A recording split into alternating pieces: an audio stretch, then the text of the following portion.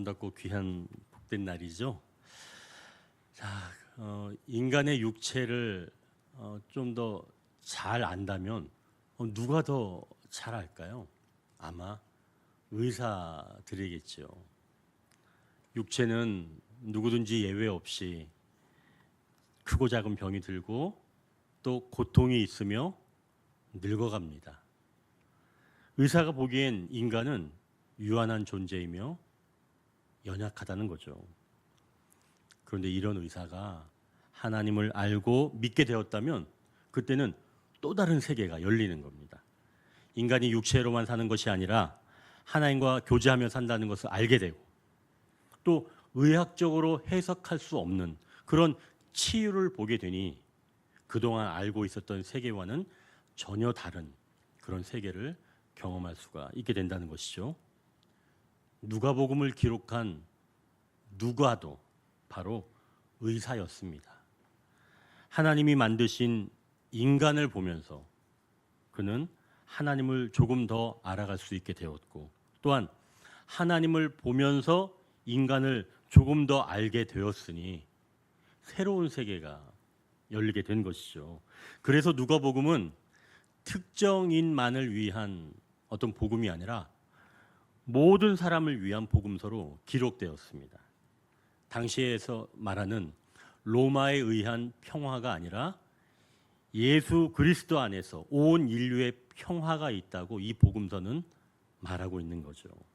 그래서 누가복음은 온 인류를 위한 예수님을 강조하기 때문에 누가복음에도 족보가 나오는데요. 그 족보가 유대인의 조상인 아브라함부터 시작하지 않고 그보다 더 올라가서 아담을 이야기하고 아담에서 더 올라가서 하나님까지 이야기하는 겁니다. 다 이유가 있는 거죠. 결국 누가는 예수님이 이스라엘 역사에 나타나신 분이지만 바로 그분이 전 인류를 구원하신 귀한 메시아다라고 하는 것을 이 누가복음에서는 말하고 있는 겁니다. 예수님이 오신 그 기원 후 30년 어간의 이스라엘은 로마의 지배를 받는 소수 민족 중에 하나였습니다. 백성들은 이 로마에서 부과하는 그런 무거운 세금, 거의 수입의 반을 낼 정도의 그 무거운 세금 때문에 가정 환경은 굉장히 열악했지요. 그런데 그뿐만이 아니라 종교적인 환경도 열악했는데요. 그것은 바리새인들과 같은 이런 자들이 율법의 무거운 짐을 백성들에게 지우고 있었지요. 그래서 경제와 종교의 그런 눌림 가운데 이스라엘 백성들은 어렵게 살게 된 겁니다.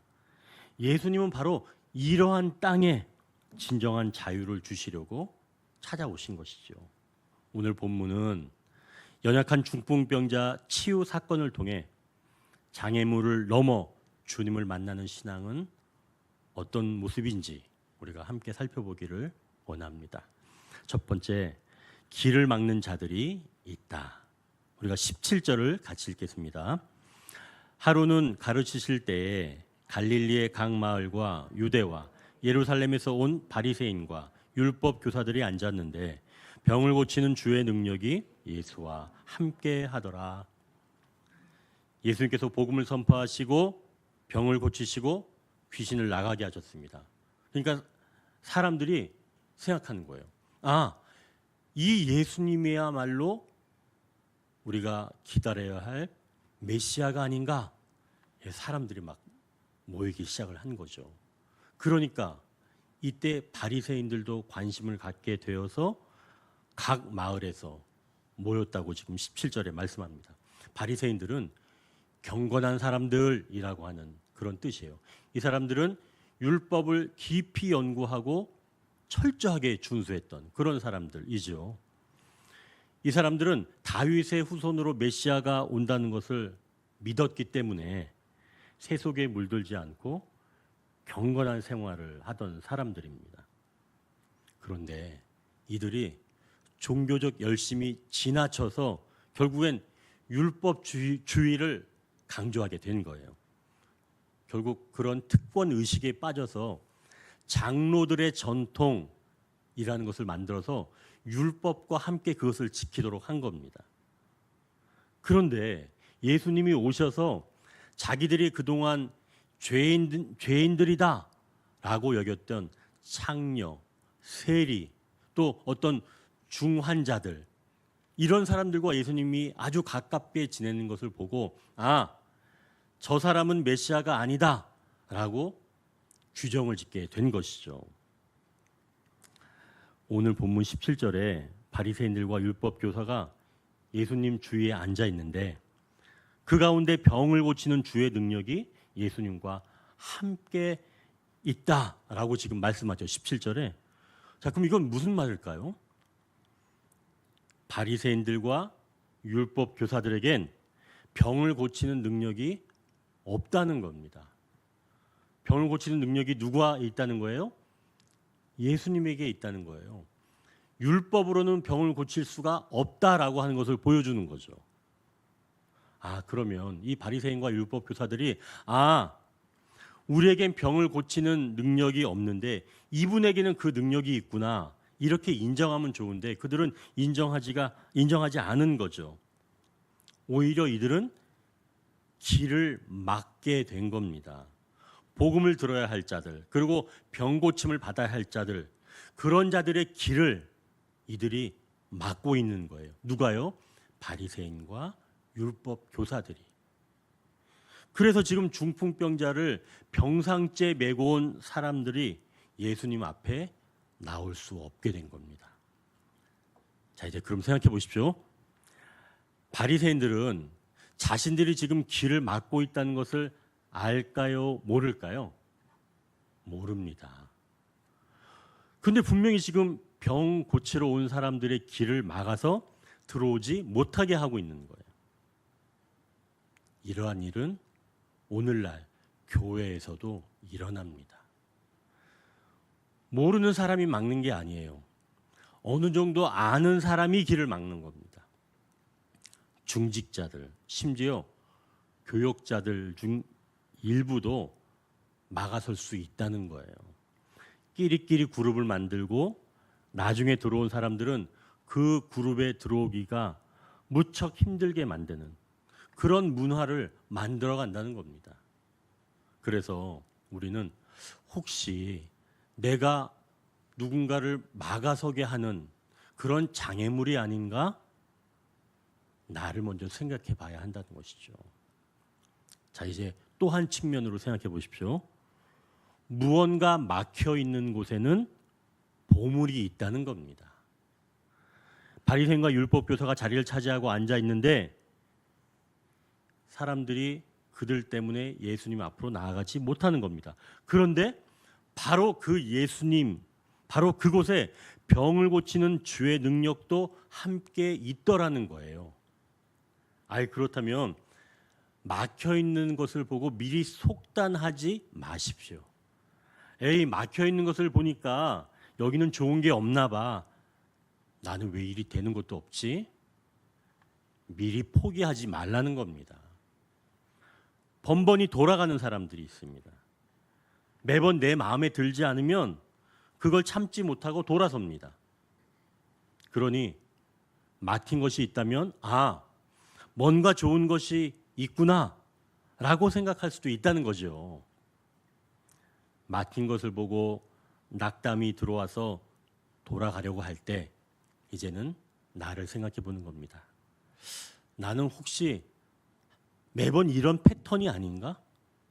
조금 실망스러우면 이건 아닌가?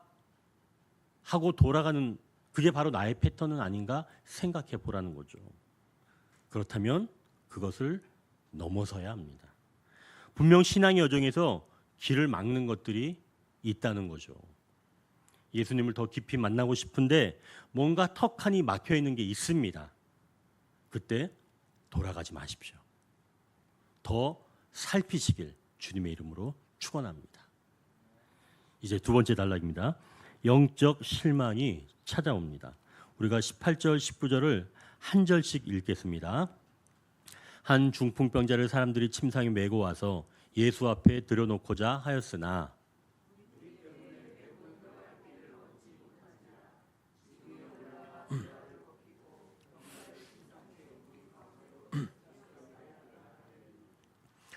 지금 중풍병자를 메고 온 사람들이 갈림길에 선 겁니다.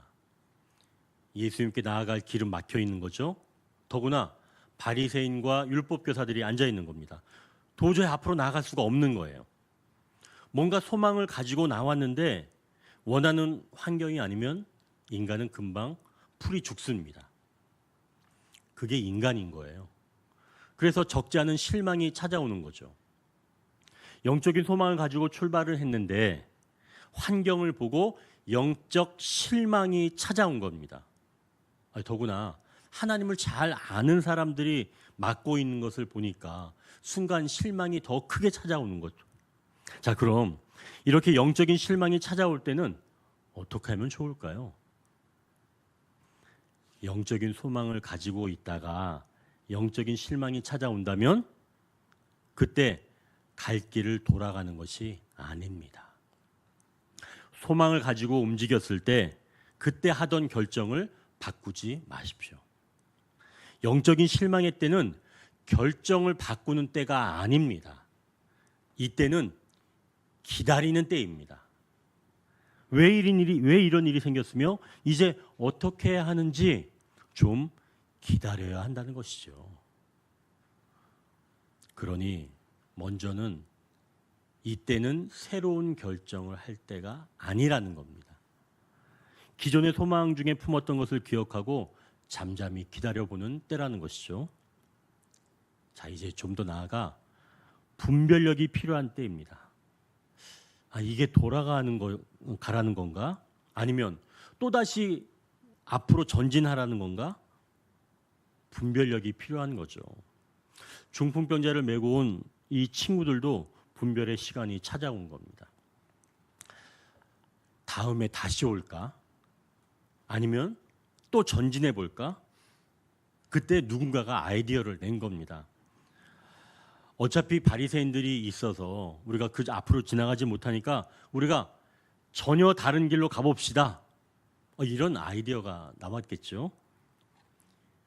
위에서 한번 아래로 내려가 보죠. 꼭 앞으로 가는 길만 있는 건 아니잖아요. 전혀 다른 길을 이야기하는 겁니다. 위에서 아래로. 이 길은 전혀 막히지 않죠. 이 길은 누가 이용했던 길인가요? 우리 주님이 이용하신 길이죠. 위에서 아래로. 그러니까 이들은 돌아가지 않고 새 길을 얻은 것입니다. 우리 주님은 막혔다고 실망하며 돌아가지 않는다면 우리가 알지 못하는 전혀 다른 새로운 길을 열어주시는 줄 믿습니다. 18절을 보니까 친구들이 중풍병자를 들여놓고자 하였으나 막혀서 예수님께 나아가지 못하였는데 돌아가지 않고 기다렸더니 전혀 다른 길, 19절을 보니까 달아내리는 길을 열어주신 겁니다. 곧 다시 한번 말씀드리지만 이것은 주님이 오셨던 길이죠. 위에서 아래로. 그러니 영적 실망을 딛고 다시 새로운 길을 얻어 나아간다면 반드시 주님은 놀랍게 역사해 주신 줄 믿으시길 바랍니다. 자, 이제 영적 실망의 때가 찾아온다면 먼저 어떻게 하라고 했죠? 돌아가지 않고 기다리는 때다. 이때는 또한 분별력이 필요한 때다. 그래서 다른 길을 얻는 때라고 말씀합니다.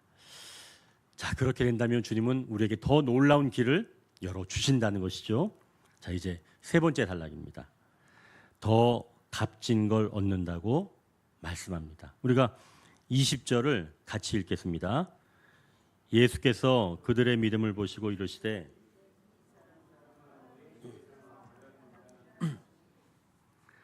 지금 중풍병자는 누군가 옮겨주지 않으면 제대로 움직일 수 없는 그런 상태가 된 겁니다. 굉장히 비참한 삶이죠. 가장의 역할을 감당하지 못한다는 그런 괴로움이 아마 늘 그를 괴롭혔을 겁니다. 처음에는 어땠을까요? 처음에는 가족들에게 좀 미안하기도 했었겠죠. 그런데 그 시간이 길어지면서 아마 서로 원망하며 불평하는 일들이 있었을 겁니다. 그러면서 마음속에 분노가 일어나서 가족들과 점점 멀어졌겠지요. 가정에서나 사회적으로도 아름다운 관계를 만들지 못했을 겁니다. 결국 모두에게 큰 아픔이 된다는 거죠. 그런데 지금 이 중풍병자에게 더 큰 문제가 있다는 거예요. 바로 죄로 인한 하나님과 단절입니다. 병으로 인하여 하나님을 원망하였든 아니면 이전에 죄로 인하여 병이 들었든지 그는 죄로 인해서 지금 하나님과 단절된 상태입니다. 예수님이 보시기에 가장 시급한 문제는 지금 병의 문제가 아니라 죄의 문제였던 거예요. 그래서 주님은 병 고침보다는 먼저 죄를 용서해 주신 겁니다. 죄를 용서받으면 하나님과 관계가 회복되는 겁니다. 그리고 하나님과 관계가 새롭게 시작되면서 결국은 가정과 사회와도 회복이 시작되는 거죠. 인간은 이때 비로소 쉼을 얻는 겁니다. 그리고 그 어떤 것도 이 쉼을 방해하지 못하는 거죠. 죄 용서를 받고 병 고침을 받은 중풍병자는 이제 하나님과 사회와 새로운 관계가 시작된 겁니다. 전혀 다른 삶을 얻게 된 거죠. 결국 예수님께서 더 값진 것을 주신 것입니다. 자, 그럼 여기서 더 값진 것을 얻은 사람이 중풍병자만 있을까요? 누가 더 값진 것을 얻었을까요? 한번 생각해 보십시오. 중풍병자의 가족들, 그리고 그를 메고 왔던 친구들, 물론 그들도 값진 것을 얻었지요. 그러나 조금만 더 생각해 보십시오. 더 값진 것을 얻은 분이 있습니다. 우리는 자기 뜻에 맞지 않는 사람과 함께 있는 것을 불편해하지요. 어떤 사람은 뜻이 맞지 않은 사람과는 말도 섞지 않고 밥도 같이 먹지 않습니다. 물론 우리 교회 성도님들이야 그렇지 않죠. 뜻이 맞지 않더라도 아마 다 같이 밥을 드실 줄 압니다. 근데 보통 사람들은 싫은 사람과는 한 공간에서 있기도 어려워합니다. 자, 그런데 우리 주님은 어떠실까요? 우리 주님은 주님의 뜻과 반대인 사람과 함께 있고 싶으실까요? 아닙니다. 제가 모두에 말씀드렸던 것처럼 하나님을 알면 인간을 알 수 있고 인간을 알면 하나님을 알 수 있는 거예요. 그렇다면 주님도 주님의 뜻에 반대에 있는 사람, 그런 사람들과 함께 있기 싫어하신다는 거예요. 불편해하시는 겁니다. 그렇다면 주님은 바리새인과 율법 교사들과 함께 있고 싶으시겠어요? 함께 있고 싶겠어요? 아니죠.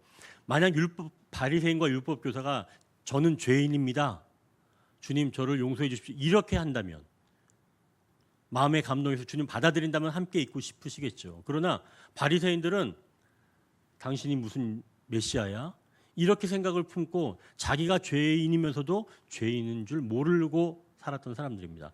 그래서 예수님은 그들과 함께 있기가 굉장히 어려웠던 거죠. 불편했던 겁니다. 그런데 이때 저 멀리서 중풍병자를 메고 온 사람들이 예수님 시야에 들어온 거죠. 그리고 그들이 들어와야 되는데 바리새인과 율법 교사들 때문에 못 들어오고 있는 겁니다. 주님은 그걸 보셨을까요? 못 보셨을까요? 다 보고 계시죠. 그러면 그들이 들어오기를 누가 더 바랬을까요? 예수님이 더 바랬죠. 지금 바리새인과 율법 교사들보다 그들 중풍병자를 메고 온 자들, 그리고 그 중풍병자를 예수님이 더 기다렸던 거죠. 그래서 주님은 중풍병자가 천정에서 내려올 때 더 기뻐하신 겁니다. 아니, 중풍병자보다 제가 보기엔 더 흥분하셨을 것 같아요. 예수님은 이 장면 하나를 얻으시려고 그토록 많은 시간을 불편한 사람들 사이에서 앉아 있었던 겁니다. 그러면 천정에서 내려오는 그 중풍병자와 그들을 맨 사람들, 그 일행들을 보고 예수님 마음은 어땠을까요? 더 놀랍게 흥분하셨겠죠. 결국엔 예수님이 더 값진 걸 얻으신 분이라는 겁니다. 결국 힘든 곳에서 떠나지 않으시고 기다리시면서 결국은 중풍병자 일행을 예수님께서 얻으신 겁니다. 그렇다면 우리는 예수님을 보면서 장애물을 넘는 신앙은 더 값진 것을 얻는다는 것을 알 수가 있다는 거죠. 제가 이제 편도 1차선 되는, 그러니까 왕복으로는 2차선이에요. 그 편도 1차선 되는 도로를 제가 이제 좀 여유롭게 창문을 좀 내려놓고 여유롭게 막 운전을 하고 갔습니다. 근데 바로 제 앞에 어떤 심한 냄새를 풍기는 차가 딱 앞에 천천히 가고 있는 거예요. 아니 딱 보니까 돼지를 잔뜩 실은 차였습니다. 엄청 소리도 나요. 어떤 소리인지 아시겠죠? 창문을 열고 달렸던 겁니다. 여러분 생각해 보시죠. 그 돼지를 가득 실은 차 뒤에서 여러분 한번 달려보셨어요? 창문 열고? 엄청납니다. 그때 만약에 창문을 닫으면 어떻게 돼요? 못 닫습니다. 닫으면 큰일 나요. 근데 지금 창문을 열어놓고 있었단 말이죠. 닫을 수도 없어요. 너무나 곤란한 지경에 이르렀습니다. 그래서 이제 추월을 하려고 하는데 왜 이렇게 이 건너편에서 온 차들이 많이 있어요? 그래서 추월도 안 되는 거예요. 그러면 어떻게? 앞에는 돼지 실을 가득 실은 차, 소리도 나고 냄새가 얼마나 고약한지. 그래서 어쩔 수 없이 그 차를 막 제가 졸졸 쫓아가게 되었습니다. 제 뒤에 차들도 이제 막 난리가 났어요. 추월하고 싶은데 추월을 못 하는 거죠. 저도 천천히 가고 건너편 차가 오니까. 그런데 그때 제 마음에 아주 이상한 소리가 또렷하게 들렸습니다. 피할 수 없으면 즐겨라. 이런 소리가 들린 거예요. 피할 수 없으면 즐겨라. 그래서 창문을 완전히 활짝 열었습니다. 그리고 어쨌든 추월하지 말고 끝까지 한번 가보자 하고 그 차를 뒤쫓아 갔죠. 그때 제가 마음에 생각이 들었습니다. 아니 쟤네들은 나중에 삼겹살이라도 남기지. 내 인생은 뭔가? 나는 혹시 고약한 냄새만 풍기는 사람은 아닌가? 뭔가 유익한 것도 주지 못하면서 괜히 사람들을 힘들게 하는 사람은 아닌가? 그런 마음이 들더라고요. 그러면서 제가 그 차를 계속 뒤쫓아 갔습니다. 여러분도 혹시 앞에 그런 차 있으면 피할 수 없으면 즐겨라. 그런 소리가 내면에 들린다면 그렇게 가십시오. 그렇게 앞에 가는 차와 함께 따라가는데 어느덧 그 돼지들이 좌회전하면서 사라지더라고요. 그래서 제가 그 길을 벗어날 수가 있게 되었습니다. 이제 말씀을 정리합니다. 길을 막는 사람이나 환경이 있습니다. 이때 방해가 있는 곳에 은혜가 있다는 것을 기억하고 내가 혹시 막는 사람은 아닌지 나는 어느 때 돌아가는지 살피는 시간이 된다는 것이죠. 이렇게 길이 막히면 영적 실망이 찾아옵니다.